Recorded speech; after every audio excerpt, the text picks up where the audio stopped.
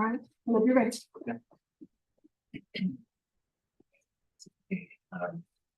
I called to order the Culture, Climate, and Behavior Committee meeting at 6:41 in the boardroom of OP Oak Park with Forest. Please call the roll. Ms. Alexander. Present. Dr. Applewhite. Present. Mr. Brenhorst. Present. Mr. Carabello. Present. Mr. Coughlin. Here. Mr. Davis. Mr. Diggs. Miss Emerson. Here. Ms. Grimes. Here. Ms. Guerrero. Ms. Janning. Ms. Jones. Here. Ms. Lamb. Here. Dr. Livingston. Yes. Ms. McQueen. Mr. Narayan. Narayan. Present. Thank you. Ms. Newman. Ms. Parker. Here. Ms. Scriber. Ms. Stevens. Ms. Walquist. All right. Public comments. Any public comments tonight? None for tonight. Move to approval of minutes. I move to approve the October 18th, 2023 Culture, Climate, and Behavior Committee meeting minutes as presented. Are there any corrections or adjustments that need to be made? Second. Second. All those in favor? Aye. Any opposed? Move right into discussion items.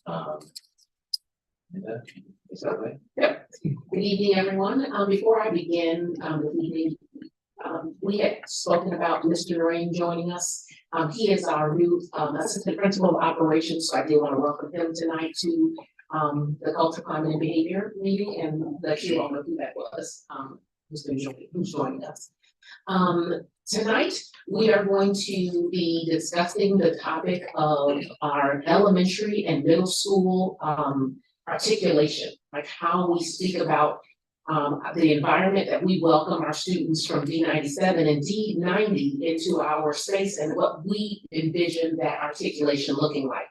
I do want to close the loop on our conversation last week just by saying the topics that are coming forth are the ideas that took place on the sheets that we initially did at our very first meeting. They don't necessarily have to be the only ideas that come to this table, but we're starting with those ideas, which was answering the question of how do we collectively ensure that Oak Park River Forest High School is the most welcoming place for all that it serves. And so last week's topic of the peer jury, we are not going to come back on every topic each week, but you are kind of a springboard of ideas and thoughts that then go into different meetings within our building. I do want you to know that I took that topic to both our building leadership team as well as our culture and of the building committee, just as ways of keeping the conversation going, shared the ideas that started here, and got some good feedback as well from them. And we're thinking about where are we going with that idea or what we may do. So do know that we're using the information here to springboard that if ever we're pushing forward to continue that work and implement it as a plan in the building, we would bring it back to let you know, just so that you know how it and the format we're using it. So tonight, we're going to be doing the articulation work. The format last week was received very well, so we are going to count off again by fives and work in smaller groups around questions that are there. I'm going to have you count off by five first, and then I'll give you an idea of what those questions are, but everyone will have the butcher block paper in order to put your thoughts on that as we go forward, okay? So, Ms. Jones, I'm going to start with you to just count off by five. 1, 2, 3, 4, 5. Skip me because I have to exit that point. 1, 2, 3, 4, 5. And so I'm gonna hold my face. So the questions that came tonight is in your group, once we break up, if there are other thoughts that you may have, it is fine for you to discuss that with your partner, but I wanted to give you an idea of what our focus questions would be. How do our independent district and schools best partner for the holistic success of the child? And thinking about the fact that we're all our own district, so we're a one district high school. We can't just tell the elementary schools do this, right? Because they're their own district. How do we work together to make sure that we're dealing with all of the developmental levels of our students appropriately?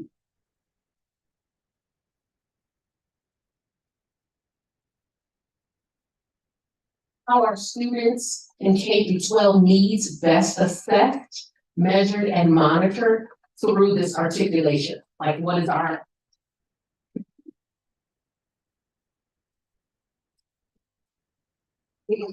Thank you. In fact, they're gonna go around the wall, so we can put them on the wall. Thank you.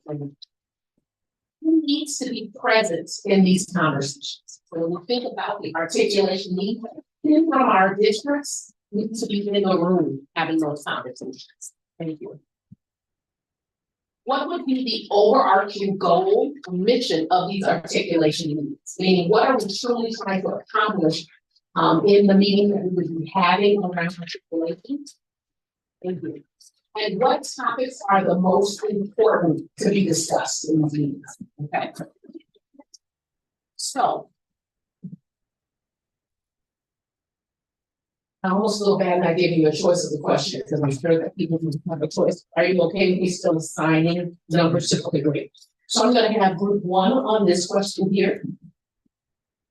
Group 2 on this question here. 3 on this question here. 4 on the question to the left. 5 on the question here. I'll bring markers to you as you're there so that you can write your thoughts. You're going to have approximately 20 minutes to discuss, and then we're going to bring back our ideas to the table. In fact, 5, 10 minutes, we got a later start. I'm going to say 15, okay? And then I'll check and see what the status is for everyone. I have some here. Okay, so we can break off to our papers. Does anyone have any questions? I do. Yes. Can we contribute to any of the other questions? So we did not do that last week, but I don't know if we have the time to do it. Let me check in on you at minute 10, and then you can let me know if you all want to do rotations, okay? And there will be time for us to share when they're shared out, so.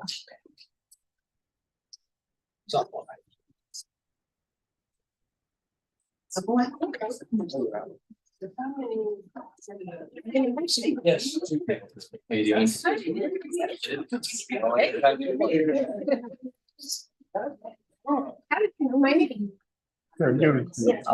Thank you, sir. I appreciate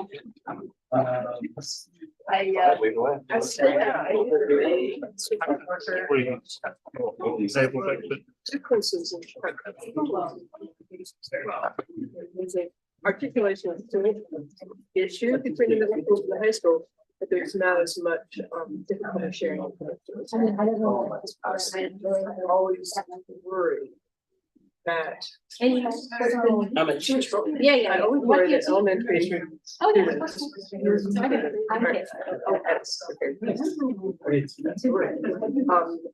And I know. And what's your last name? I don't use the word.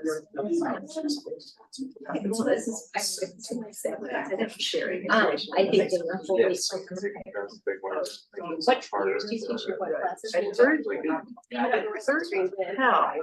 Maybe that's softened enough now. So you've heard about it. I have an interesting insight into two questions from different academic. Different teachers. Different teachers. No, it is what it is. And, Okay, so you're probably. you know. Yeah, it's, yeah. What would you guys? I don't think, so one thing.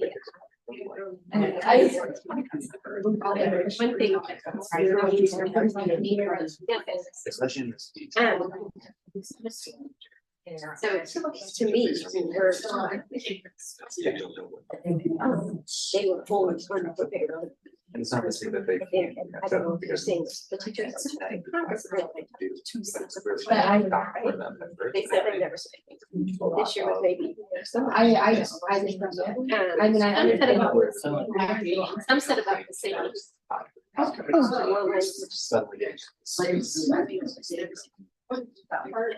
You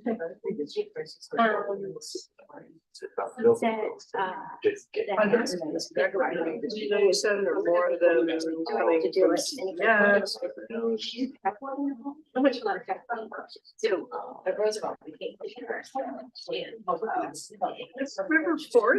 So, you know, and we're also economy and Such a super big thing, and I just. it was a very disjointed. So I assume that it all. Way to learn, I mean, it's, they had much time. Yeah, because the questions. I wouldn't be surprised. It's work if you look at mine, right? And. You know, I being there, rather when I was. So. He's the, you know, This is why you're gonna do that. Because he's not something. doing the education, or the insurance. Who's tough. And I don't know if they necessarily relate, right? To learn how to do it. And I get that. have to go through it, something like this, where the one day you do it. Well, you know, I know.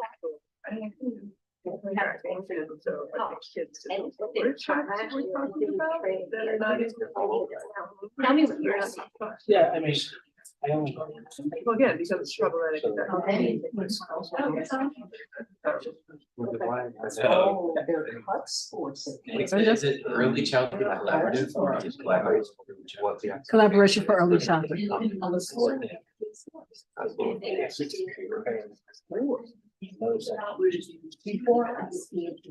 So the received test is feedback from our special teachers as to. Not just what. Feedback on what the problems are. Okay, so. They can figure it out. That Yeah, is. definitely could be framed better. Well, no, the framing is important. It's criticism, right? We need to write it. Yes. You want to, you have the marker here. Yeah, I have the marker. Okay, the topic that they are, what do you do? What our freshman teachers are seeing as deficit areas for some kind of. I like that.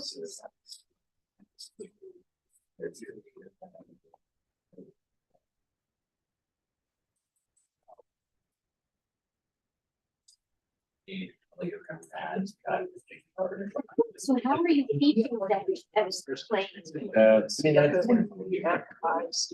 I see.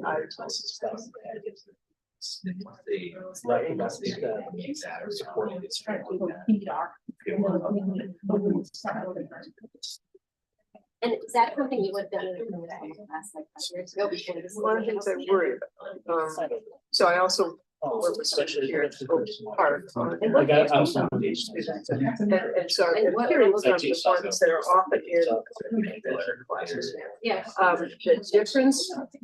Here, I think it's different curriculum. For creative perspective, you're doing yes. Jump up to honors level, and my suspicion is 8th graders just not prepared in honors classes, the amount of homework needed. And I feel like, Oh, that's kind of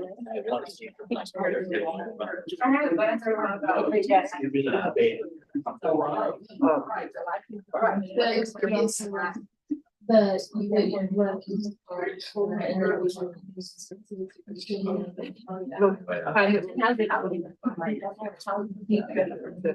to up it at the 8th grade level, to graduate into that level. There's a lot of good. I mean, the amount of times I've heard we can. Because we're not asking a lot. I guess we need to read it.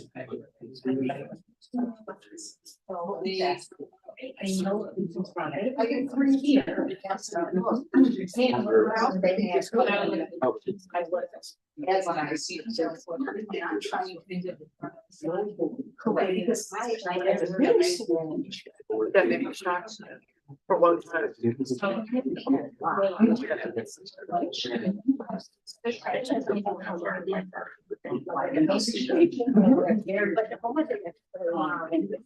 we always could have, for the teachers that, that rigor maybe needs to be increased by 8th grade, 7th and 8th grade, to prepare them for the extra. Only ever From outside work.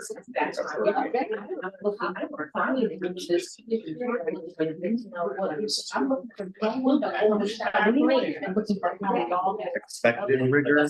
That's the next one. But I know, but I will actually. Are you? It's probably to the people that have experience. Yeah, I mean, every time, I mean, like, they're not something that came up. Oh, okay, yeah. Someday, whatever. Yeah.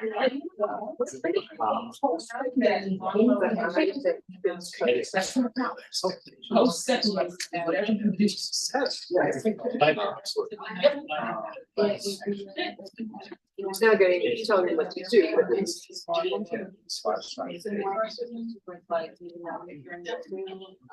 In addition to the. You know, The other two. And so when you think.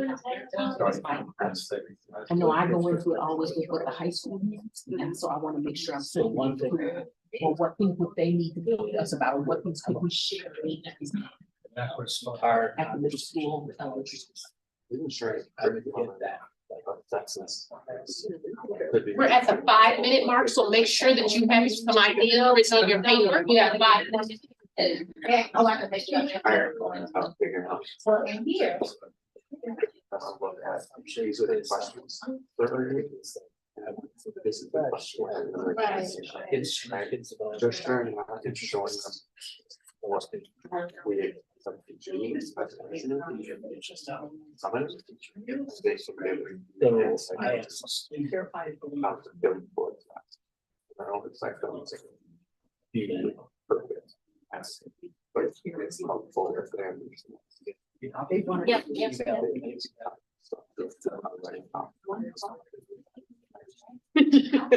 All kind of lovely. We need a tape recording.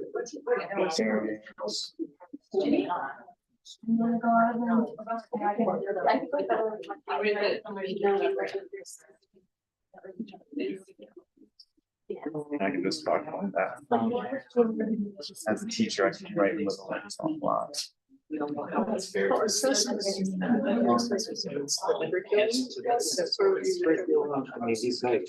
Feedback. Like, These are the questions. especially when it's a special ed. Because I put assessments, there's like the unit question is, what else? is Like, it? And I'm like, the accommodation. so we're talking about every single thing. Be like, this is a question to answer. What are this is the information we have going forward? We've already left that. Like we just share a question. It's not gonna change your time, like, this is about relationship. So, right, so it's like, I've never go some channels with you. and I think all of it. So. Here or something. Oh, yeah. It's funny that. Great. You can have a case for us to work on. I don't think it's- Yeah. I mean, I think that's where it's all. You can think about. I don't want to make preconceived notions. Oh, that's bad. Usually. Okay, constantly. It's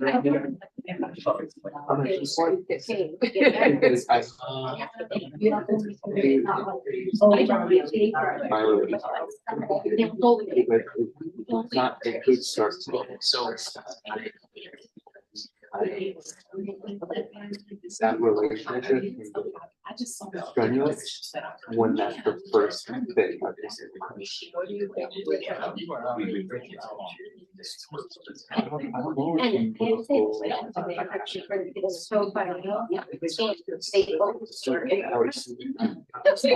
And especially that's also, you know. I talked to Lori about it a little bit, and she said she's gonna be back. Teachers are covered. At least you're not. It's just right, it's fine. So like what's happened lately? Like, what are they doing? Right, so I've heard that, you know, in amongst teachers here in the building. Right, well, to me, it's just. Stars, although I understood it was just right away. Yeah. One is ours. And so it's like, oh, well. Did you- Yeah. Yes, we have homework every night. 40 minutes. Yeah. Yeah, and, but you know, deep dive into eighth graders, seventh graders. All work together on that. One question is something I mean, it's not like these comes on together, it's just, it's like a parent unit. Yeah. Really, you often don't agree, but. We have about 40 seconds left, so make sure you're tidying up your comments. Like you said, you can't make. And we know that's probably more. I think.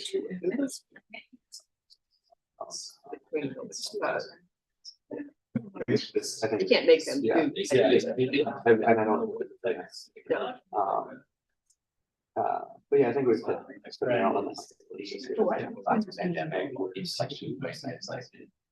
Something about it. Okay. The timer's gonna ring in 10 seconds. If you need additional time, could you please hold up 0 to 5 in terms of what you need? 5 more minutes? 5 more minutes to, does that, okay, y'all are good? I'm getting advanced for more minutes. Do you all need more minutes? Pretty good, okay. Well. Okay, do you all need more minutes or you're good? Okay. 4 minutes. Oh, okay.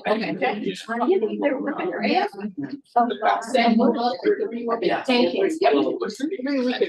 We're gonna do 3 more minutes for those who need. What were best for them, I don't know what. So.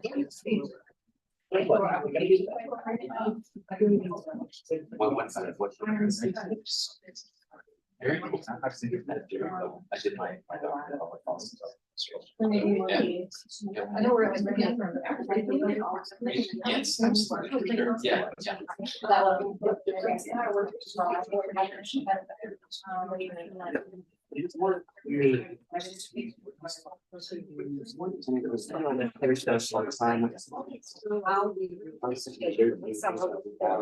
And it makes a lot of sense. Your kind of looks better is order. Because then stay through the points. The more you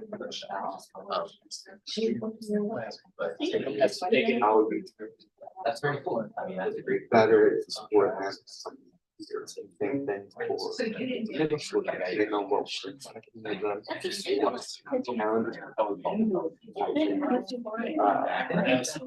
The goal is. Sorry. Yeah, I mean.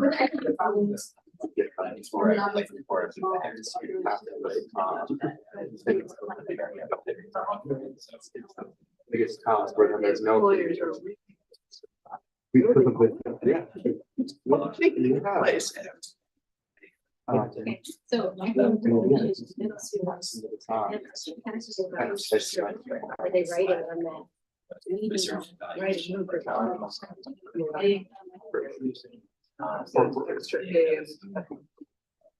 Somebody else sees it. Yeah, that's what I want. It's a pretty serious thing, and it's so serious, it requires several. Yeah. years of-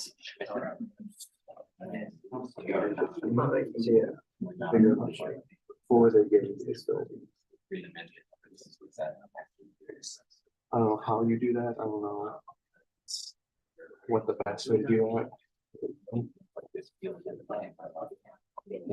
Needs to.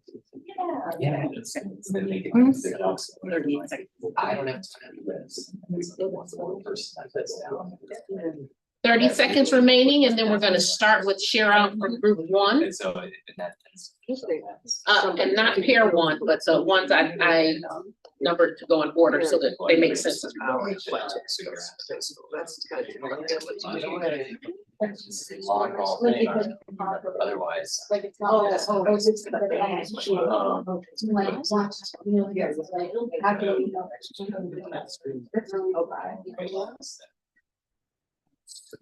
Okay, that's time. We're gonna have our markers down now. Thank you so much for your participation. It's a group part. We're gonna do a share out. And we're gonna start with the question of what would the overarching goal and mission of these articulation meetings be? So we have what, 15 minutes? No. So- Imagine all right. about 3. Okay. So our question was, what would be the overarching goal mission of these articulation meetings? And we started with alignment of curriculum aims. So often when the kids are coming out of that middle school, we want to make sure that what those teachers are teaching the kids is preparing them for the curriculum here at the high school level. But really, after that, we identified things that we would need to know from them to help us better prepare to serve those students. So that would be for their social emotional needs, whether they're special education students and have IEPs, data sharing on an aggregate level to let us know what type of class we're coming in. Are they students that have struggled academically or behavior-wise? And also parents, how involved are the parents? If we know these things ahead of time, then we can align our supports here at the high school level. And of course, then provide resources to know what those students actually need so when they are hitting the doors here at OPRF, we're better prepared to serve them. But then this last one is that we often find, and I'm saying like I've been here forever, but this is at every high school, we always find that the middle schools are not talking to the kids about the difference between high school and middle school. They're not talking to them about changing classes or how credits work and the grade ends at the end of the first semester and you have graduation requirements. All of those things help us to hit the ground running if the kids are prepared for that, as opposed to coming into a much larger school environment and just being in awe and falling behind because they're not prepared for how things work here. Thank you. It's one I heard resonated in different groups, that how we're preparing students to be ready for the high school experience just in what we talk about in middle school. We're gonna move next to who needs to be present in these conversations and why. So I think we maybe had the most straightforward category of all the ones here, but so we a lot of of course, parents need to be present, and educators, administrators, staff, students, alumni from the various schools. But then also we need to look at community partners, at the village level, and this includes elected officials, of course, but also administrators and staff at Park District. I would also add the public libraries, I guess, which I didn't, which we will. Charitable sector, private sector entities, and philanthropic bodies as well. The collaboration for early childhood education needs to be present for sure. Research and evaluation, outside research and evaluation teams need to be present at some point, and then of course inside evaluation research teams as well. Volunteers. It's funny, this is the last one school boards. Yeah, I think that's pretty comprehensive. Thank you. And when we're thinking about who's involved, because this is something that happens at the school level too, is that we sometimes put a lot of people at the table and it's the same table instead of splitting us up. And so we do a lot of talking, but not a lot of doing. So structure to this makes a difference too. Like, how do you bring the people together in a way that you're still seeing the work moving ahead, which is really good. Thank you so much. I'm going to move to what topics are the most important to be discussed in these type of forums.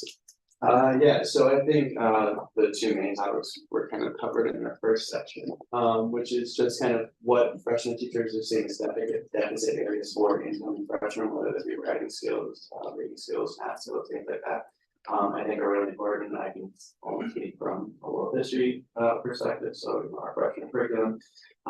And speaking to kids who have never written an essay before or a 5-paragraph essay or don't understand how to structure thesis statements or understand what topics that you meant to do, really puts them at a deficit in our D200 curriculum when we're expecting them to write 5-paragraph essays. And don't get me wrong, we're teaching them how to do this, but in a very less Elementary. hand-holding approach where it's like, hey, this is how it's structured, so go ahead. When you have kids struggling with the fact that they can't use me, we, our, you, your, yours, I, in their essays to make arguments, and they haven't been taught that at the earlier ages, it handicaps us as teachers, and it is a disservice to the kid that we're trying to help. As well as, you know, and that approach is, you know, from our end, but asking them what has worked for their end, because we don't know what their curriculum is like. If they're not teaching them how to write essays, then what are they doing and how has that worked for them? And I just, as I say, what are they doing? That's not like in a tongue-in-cheek approach. That is like literally like, let's figure, what do you guys think? Because you guys could be doing something that is really great that we don't know, that we can then build on. Yep. And yeah. Right, I mean, you know, my point has been, that kids come to the high school not being prepared for the rigor of how much homework they're gonna have to be doing. So not only to start preparing them and their parents to talk about that, but to start increasing the amount of homework that they're getting by 8th grade. You were saying some kids say they just really aren't doing anything. The amount of times I've heard we never did anything in our history class and I got an A in middle school is disheartening. Are you hearing that more now than you ever have before? I mean, I've only been teaching for 4 years, but yeah, I'm hearing it a lot this year, a lot more than I remember hearing it last year. So there's that thing, and then making sure the parents are on board too with parent meetings, so that they're expecting their kids to do that too, and the assessments, maybe that got covered over there. But I'm very concerned that these kids are coming, what? Is this even that much homework? You know, it shouldn't be a surprise. So primarily in this articulation, we need to make sure that whatever we're doing in terms of curriculum in all of our spaces are actually aligned and going up. So we talk about that a lot in terms of like vertical alignment and horizontal alignment. We don't think about it though outside of our actual school we're in, yet these students come from someplace else and we are missing an opportunity to align with the step before so that we're gradually getting students ready for the experience they're gonna have and not just dumping them into, this is high school, get with it, and expecting them to adjust. So very good points about the rigor and then just the structure of what high school is. We're gonna move next to how our students in K-12 needs, how are the needs being best assessed, measured, and monitored through this articulation, because we have to be able to show what is it that is happening as a result of us talking. So we just kept landing in the same place that everyone else is academic preparation. Academic preparation in middle school, what's happening, and you know, what are they doing in middle school to make them either not prepared for high school or just not interested in learning at the high school level. And so it's benefits being the teacher here who has some additional insights. But again, we kept going back to making sure that the academic rigor is up to this high school standards. And then the next point we wanted to make right quick is in the history department here, it seems as if there is a rubric of you should be able to do what you said, a 5-paragraph essay or whatever that is, and are the kids doing that? So do we need in the D-Track honors for all curriculum, do we need to assess that early on? And then, I mean, I hate to say it, but give those kids who need the help with that, who've never written an essay before in 8th grade, ever seen personally, give them the help so they can by October hit the ground running. Maybe they should have been there in August, but they can get there with help. Very good points. We have to have support as we go through this. I often think too, I'm sure there are conversations at the college level of what is it in the high school that they're doing? We need, you know, I remember somebody sitting and telling me once, I love AP, but I hate AP as a professor because I want the kids to think, and they're just like, tell us what you need and we're gonna recite that for the answer that you're looking for, because there was so much preparation for an exam. So it's very we have to be conscious in our conversation, to be sensitive to the professionals doing the work, but also to just make sure we're being clear on what it is that we are expecting when we're receiving, so that we can make sure that at every level, we are doing the things to uplift and get us to where we need to So go. then, real quick, as a teacher, the middle school data, like we get that standardized test score data. Yes. That's one bit of data, but I don't personally look at it until 4 to 6 weeks into the school year, because I start with asking students about their middle school experience, about, what do you anticipate being a challenge, what was easy for you, what was hard for you, what were your thoughts on high school? Then I also ask the parents at open house, like, you've had them for a week now, what are your concerns? And I get a lot of like really valuable feedback to that, more so than a number gives to me. But it also like kind of keeps me fresh. Like I don't want to like make assumptions on students based on how they did on the test score on one given day. What was their motivation that day? So to me, like usually my observations match up really well with the data, but I still like to hold off on looking at that, kind of learn the student before I start digging into the data. It's a very good point. I always tell students when I used to be a school counselor, and I would tell them, you could be anybody you want when you come in as a freshman, because nobody knows you, right? So if you want to come in and be that, great student who's hitting it hard, and you can do that and not be judged by, oh, that's Timmy. You don't want Timmy in your gut, right? So it's important that we're giving them a chance to be who they will be at the high school level as well, and how best to make sure that they can be seen through who they present as they're coming. Thank you. And then our final group, how do our independent districts, so what I'm saying by that is, we are all our own districts, D97, D90, and 200.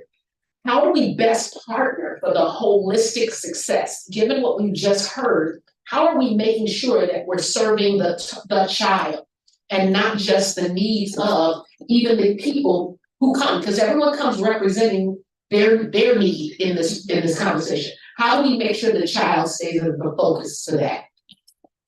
So like what you were just talking about, like you would just get a number from the middle schools, if you kind of talked about, that was one of our things, like more of like information about individual students coming from the middle schools, about how they can best like thrive in high school, I think would be important. And like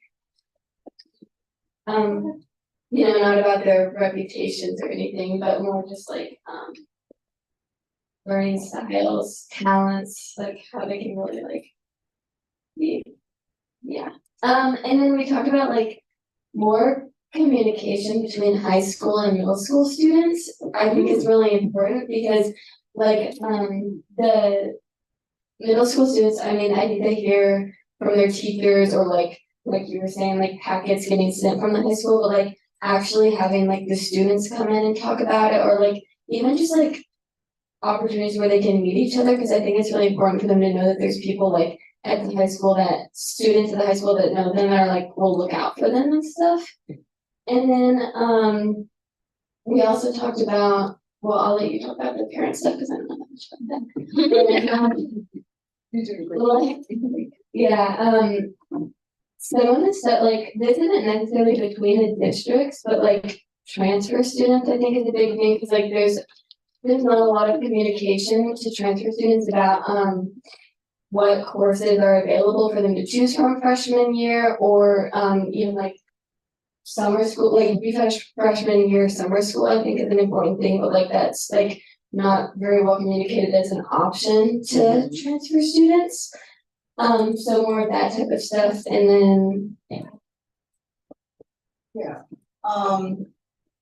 I am a retired middle school teacher. I did 32 years of middle school teaching, and we work very hard on teaching essay writing and on doing independent research, and some kids are ready for it and some kids aren't. It isn't that it isn't being taught, it's just that students are very different. Remember, middle school is not junior high school, and there's a lot of interdepartmentalism at the middle school level. I just need to clarify that from the middle school perspective, okay? Because middle school teachers, when we articulate with elementary school teachers at fifth to sixth grade, we say the same thing. Why can't they read? How come they don't know fractions? You know, we have to reteach them decimals and fractions and percents, and fifth grade math is a repetition basically of fifth grade math. So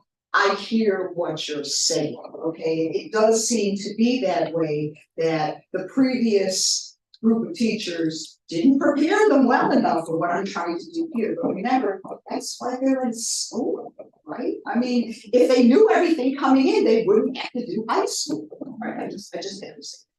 All right, what we talked about what kids want to know, which Sonia addressed. We also talked about what the high school wants to know, which Sonia, and I think you all talked about that, right? You want to know what teacher recommendations are, what the teacher knowledge of students are, their learning styles and talents. I want to talk about what parents want to know. Parents want to know that their kids are going to be safe. Parents want to know about transportation. You know, how can I get my kid to school at 7:30 in the morning or 8 o'clock in the morning, and I have to be at work at 8:30. They want to know about costs and fees. Those are not at all transparent. I remember the first year I sent my son here, I was shocked. It was $250 worth of fees and books. And we had not budgeted for that. That was a huge shock. We want to know about the course offerings and what it takes to graduate and, you know, all that stuff, because the kids themselves, it's too overwhelming as an incoming freshman, you know. Parents have to be a guide. I mean, not pushing the kids, but they have to have some knowledge of the path that the kids are on to keep them on the path. If they don't know what the path is, how are they going to keep them on the path, right? And parents really want to know about behavior supports in the high school. Like, if my kid is acting up, who can I come to in the high school to talk about it? And how can we work together? Because the kid spends what? At least 6 hours a day here. That may be more time that the parent sees them at home by the time they get to high school level. So we had this issue at the middle school when kids were acting out. Parents would show up and say, "I don't know what to do with my kid." So those I believe are some of the salient issues that parents want to know.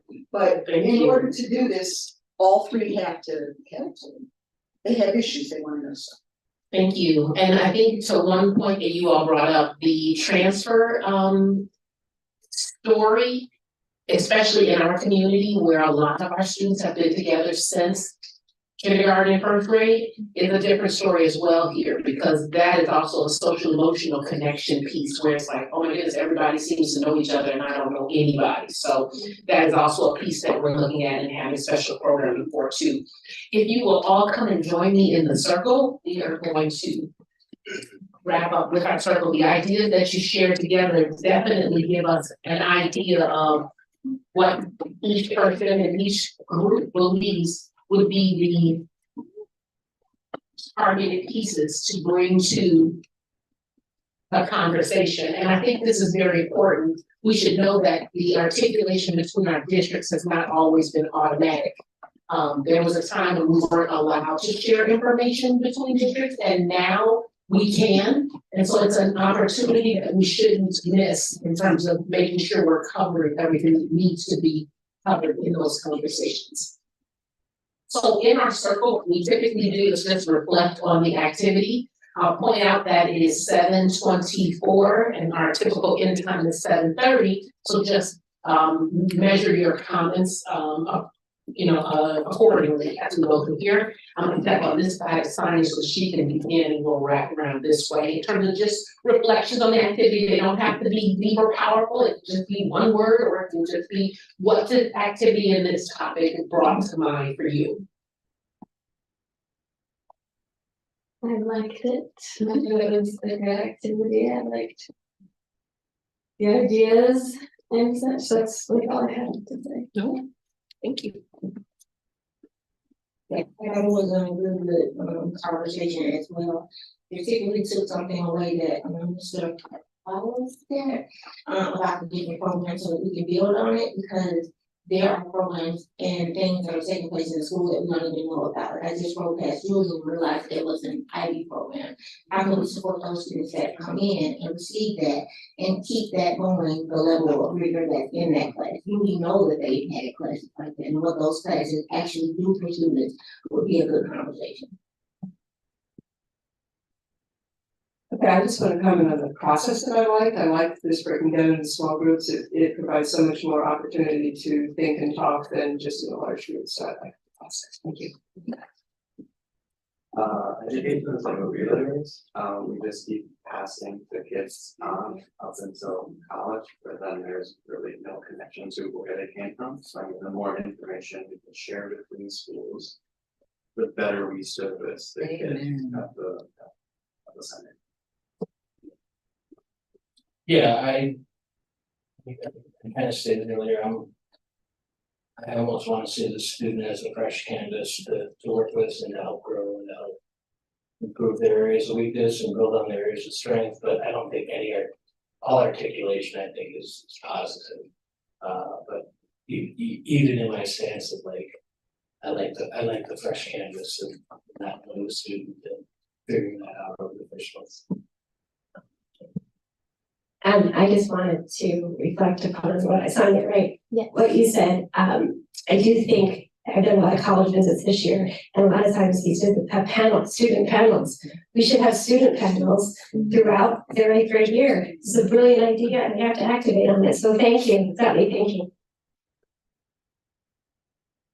I just had a thought as I was listening to some of you, from a couple of different people, especially the relay race comparison.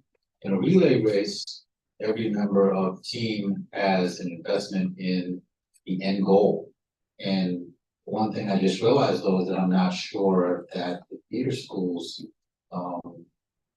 take as much or hear about as much the success of the student that they think of. Now, when we finished it on the college, we claim that success. We heard they graduated. We've got this many students who went to Harvard and Yale and graduated or came back as a doctor, come back for a tradition of excellence. But how can we I don't want to use the word incentivize, but get the middle schools involved in sharing in the pride of their students when they are successful here?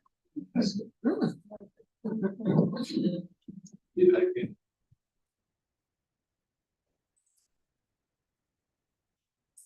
It might be hold. Yeah, hold it at the base. Hold it at the base. Yep.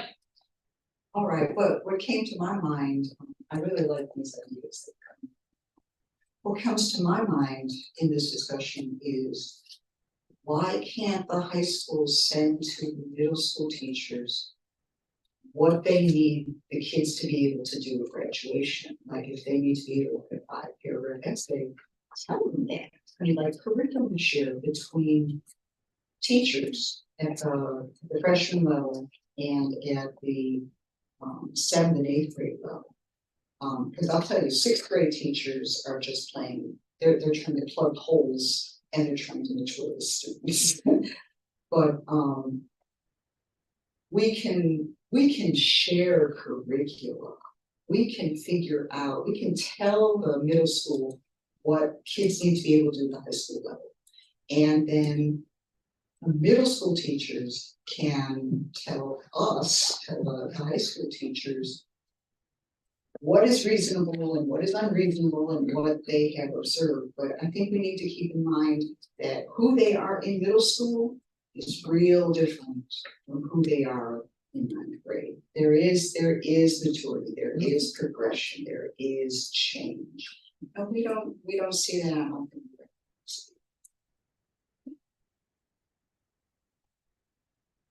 I would just add to all these great comments that that we're even just talking about this is in a way some type of madness when you think about it. Just going back to the origins of of public education in our country, and I'm thinking of, you know, K through 12, we're typically in the same building, with the same administrators and the same curriculum, and then, you know, as we grew and became larger, you know, it became more complicated, but getting away from that fundamental, we gather around a hearth of shared norms and values and principles and an overarching curriculum that guides what we see for our community for our children to get from point A to point B into adulthood is just, it is kind of madness if you really sit back and think about it, how lost we become from that very fundamental germane approach to community and education. So it's a good thing we're talking about. I was gonna add that, our question was about who's involved. And I think the first instance that came to mind for me was everybody. Because the high school is literally in the middle of everything, and how our students, are impacted is in and outside the classroom. So I was like, everyone should be involved, but I think having community buy-in, not when it's just graduation, is really important. And I think that's what I see often, that everyone rallies up, where are you going to college and what are you gonna do and what's next? But they transition from Julian or Brooks or the other school here, there's not that much participation. And we talked a little bit about mentorship, and I think that has to just be a constant thread from K through 12, like someone who, and I don't know who that is, if it's a parent, another adult, a volunteer, a teacher, an educator, administrator, whoever it is, but to hold their hand. I think that's just the truth. Hold their hand through this educational experience, because every school comes with a different environment, different expectations, and if you're not prepared and you do fall to the back, we don't just say, hey, this child at the back, we try to just push them forward, and this is what we're now seeing. So I think just community buy-in, having mentorship, and really evaluating the expectations we have in the environments we're putting them in. If it's not good soil, they're not gonna grow. And I think at some point, we just keep transplanting them and hoping that it's better soil, and we're not cultivating that kind of environment for them. Thank you all for sharing that. I always find it necessary to remind everyone that when we talk about age being just a number, the numbers of age from 1 to 20 is where the majority of that growth and development happens. If you've ever seen, if you try to pair a junior with a freshman, they're like, ugh, because it's like they're babies. And you're saying you're 2 years apart, but there really is a huge difference between the levels of development. But at each stage, it's important to grow and to make sure that they are where we know they need to be for the next step that they're going to. And so when we get older in our lives, we don't have that same speed of development, which is why I always remind those of us in education, by the time we're 40s and 50s, I'm like, 14 is still the same, it just feels different. Yes, like when you're 30, you're like, yes, I can change the world. Right, and so, but it really is, the stage of development for young people it stays pretty constant in terms of what they are able to do. So this helps us to motivate ourselves to keep pushing them to where we know they can be and where we need them to be in order to attain the things that we want them to have in life. So thank you for this conversation. Again, great conversation and ideas for me to take on to the next step. I'm going to turn this over to you guys.